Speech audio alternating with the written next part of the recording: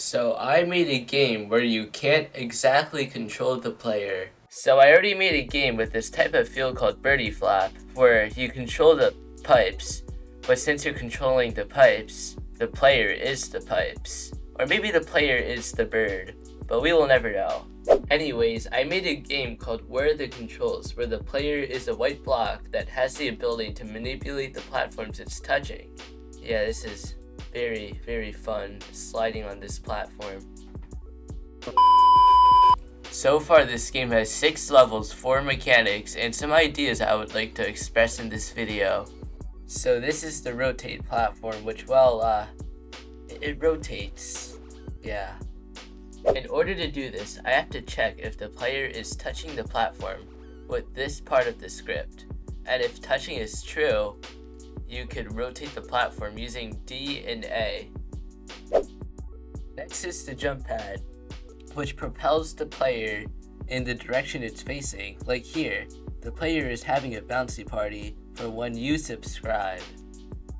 So this mechanic can be used to do some very interesting things, such as level 1, where you have to rotate the platform so that if you hit the jump pad, you land on the next platform.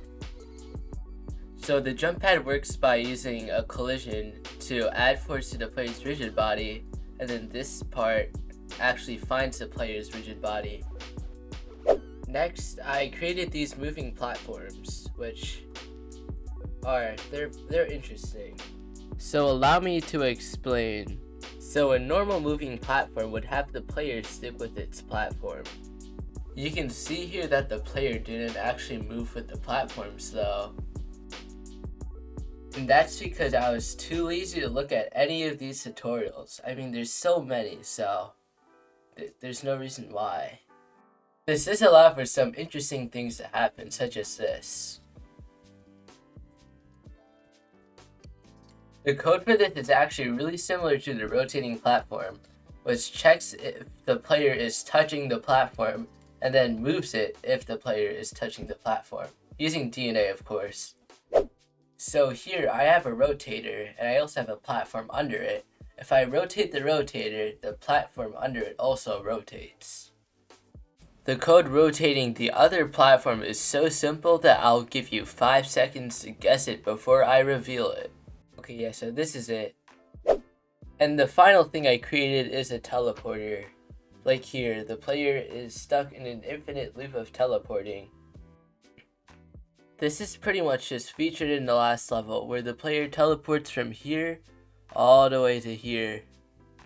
So on collision, I set it so that the player teleports to a specific game object's collision, and then the player's velocity is equal to 0.